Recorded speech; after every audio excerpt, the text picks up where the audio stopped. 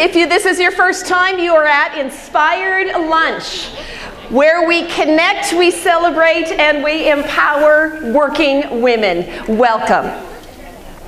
Hot and tired travelers arrived at a well. They eagerly raised the rope to pull up the bucket, but were discouraged when the bucket barely had a trickle of water. Not even enough to wet the back of their throat. Discouraged, tired, fatigued, they continued on their journey. The travelers came across another well. This time, when they raised the bucket, they were grateful that there was just enough water to quench their thirst and fill their bottles. But when they saw others approaching, they quickly hid their bottles and headed away. When they arrived at the third well, they lowered the bucket, and this time they were surprised at the weight. As the bucket crested the top of the well, they noticed it was full to the brim and overflowing. There was more than enough water to satisfy their needs, as well as any who traveled this way. Ladies, how's your well? I'm using water as a metaphor to represent whatever needs you have in your life. We are all working women. I don't know about you, but there are days that my well is pretty darn dry, and my bucket is coming up empty. Hardly a life of abundance, which is our theme today. There's a verse in the Bible that says, "I have come that they might have life and have it abundantly." When we compare that verse to recent working women statistics and reports, I see a disconnect. What about you? Take a look at the screen. Do it all generation of women suffering work stress epidemic. Middle-aged women 2/3 more likely to suffer work stress than male colleagues. Worn out and weary, women across the country named fatigue amongst their top 5 health concerns. Anyone on that page?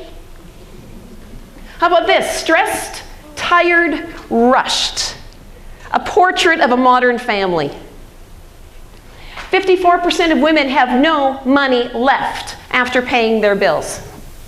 Ladies, I know the stresses on you are immense, but I know that also I can funnel them likely into 3 categories: energy, time, and money. When we arrive at the well and the bucket is dry, we're at the well of not enough.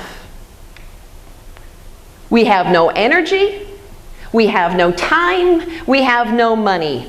In this state, at this well, life is stressful. We are continually focused on meeting our own needs. We are actually not serving ourselves well when we're at this location, and we're of no help to others. When we hang out at the well of just enough, we have enough energy to get through our day. We have enough time to meet our tasks. We have enough money to meet our needs. Oh, we might think this is a comfortable place to be. But what happens when someone shows up that also has a need? What's our reaction? Our reaction often is scarcity. It's keeping what's ours, ours, because in the event, what happens if I share? What's the consequence? I may catapult myself back to not enough. So now let's talk about arriving at the well of more than enough. More energy, more time, more money than I need. That is a state of abundance. At this well, not only do we serve ourselves and our loved ones, we also can look beyond and deliver a refreshing, cool drink of water to those that come our way. That's what I'm talking about. It's that lifestyle.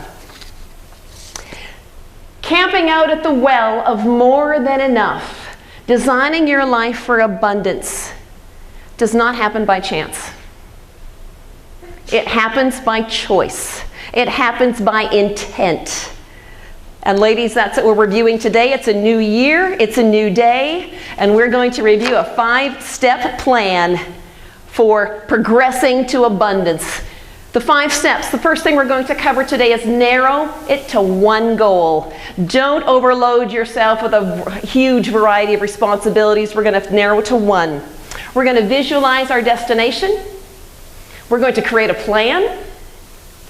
We absolutely are going to stay focused. And then, like every good shampoo, we're going to rinse and repeat. What might be your one goal that you start this new year with? Well, let me ask you a question.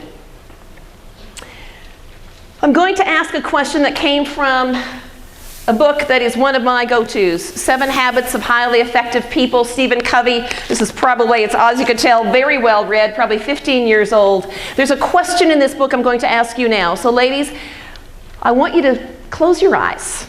Let me ask this question, and I want you to just ponder, what is the first thing that comes to your mind? What is one thing that you are not doing now that if you did consistently would make a significant improvement in your life? Let me ask again. What is one thing that you are not doing now that if you did consistently would make a significant improvement in your life? Whatever came to your mind, ladies, whatever that is on the road to abundance. It's something you know that can improve your life. You're not doing it. Maybe that needs to be part of your goals this year. So it could be different for everybody. I expect it will be. Put down what you thought of. Another way to narrow your goal, focus on your strengths. Here's another life-changing book for me, Strength Finder. Ladies, we are all fearfully and wonderfully made.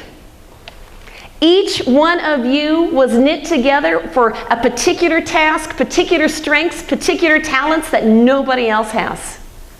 For years, I spent a lot of my time working on my weaknesses. And when you work on your weaknesses, it's like you're always coming up empty. It was challenging, and someone told me about this book. I read it, I took the test, and I went, oh my goodness. What the premise behind the book is, you're fearfully and wonderfully made for something very specific. Why don't you put your energy and effort into those things and bring people around you to compensate for your weaknesses? It's phenomenal. It's life-changing. I highly recommend it if you want to, again, narrow your focus. Another tip that you might want to use, I just received my Passion Planner yesterday. Who has used Passion Planner in this room?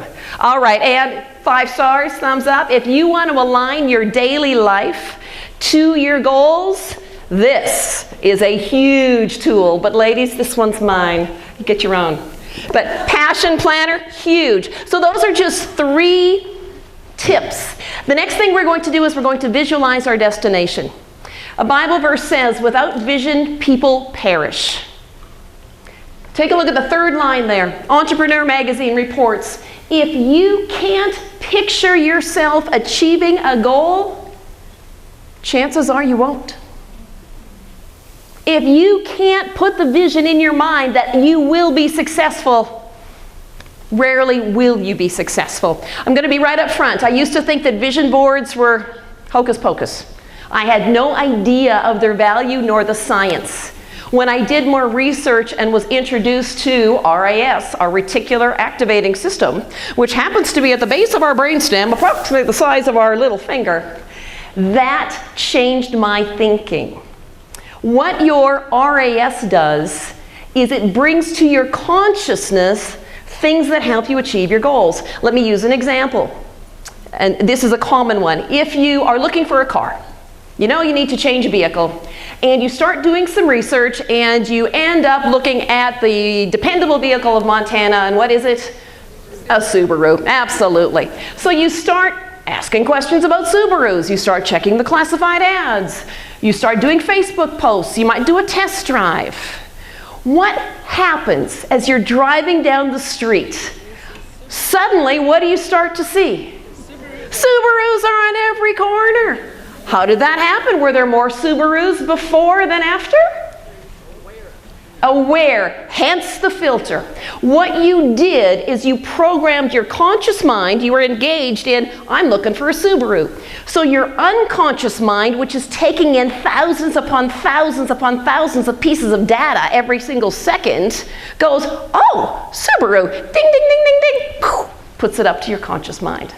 So by visioning, by putting yourself out there, by absolutely getting a vision as to what you want to do, you actually allow your unconscious mind to parallel with you, to catapult you on your journey. It's huge. Create your plan.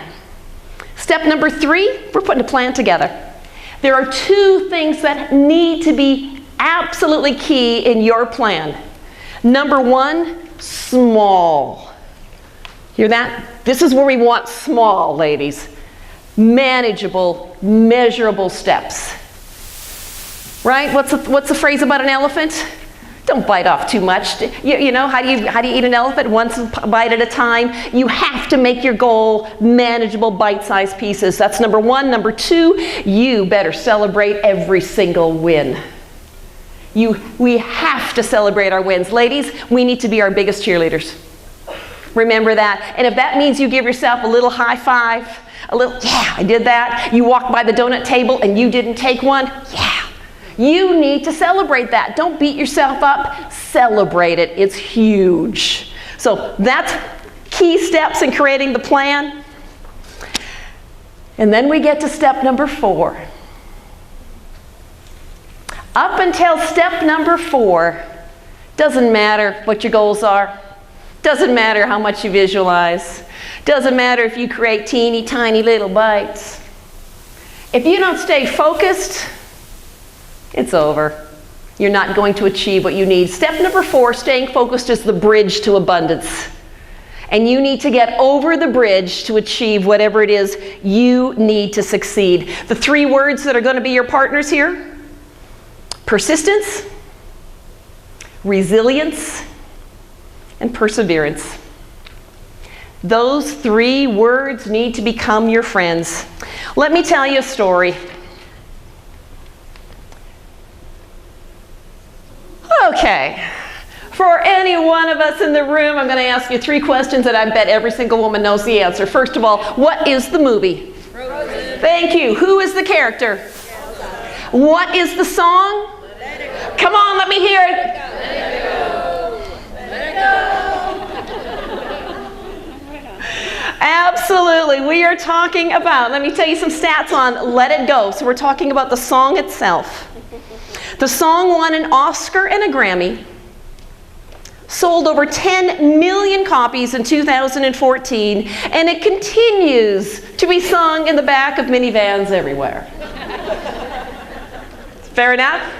The song was written by a couple, Robert Lopez and Kristen Anderson Lopez.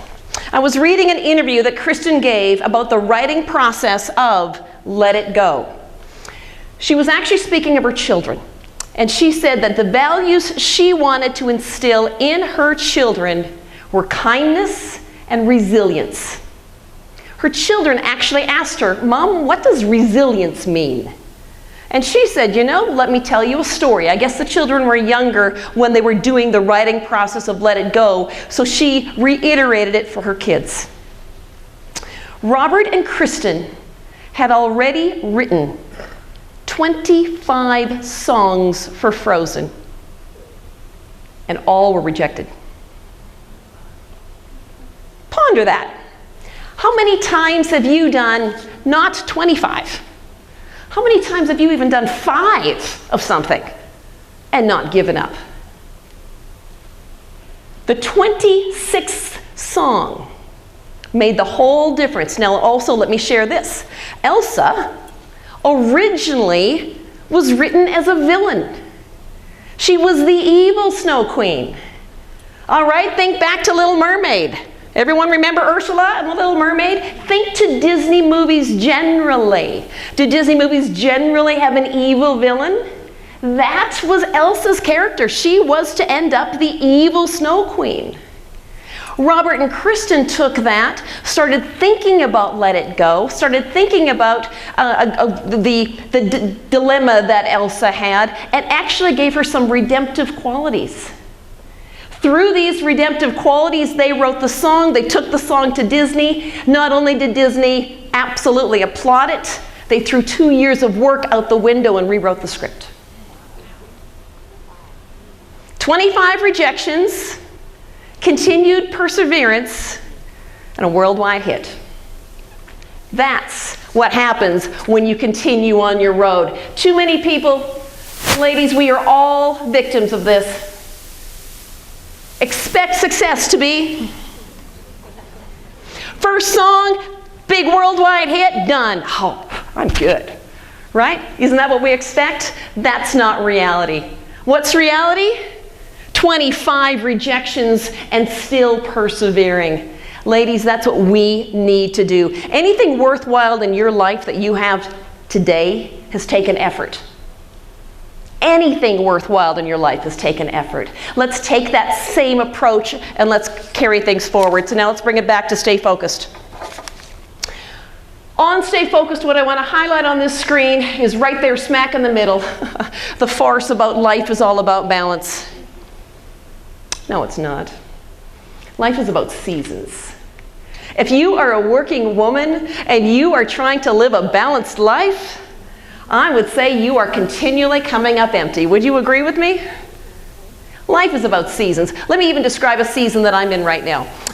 I am not the housekeeper my mother was. Okay? But at this stage in my life, I'm okay with that. In fact, let me even tell you about Christmas.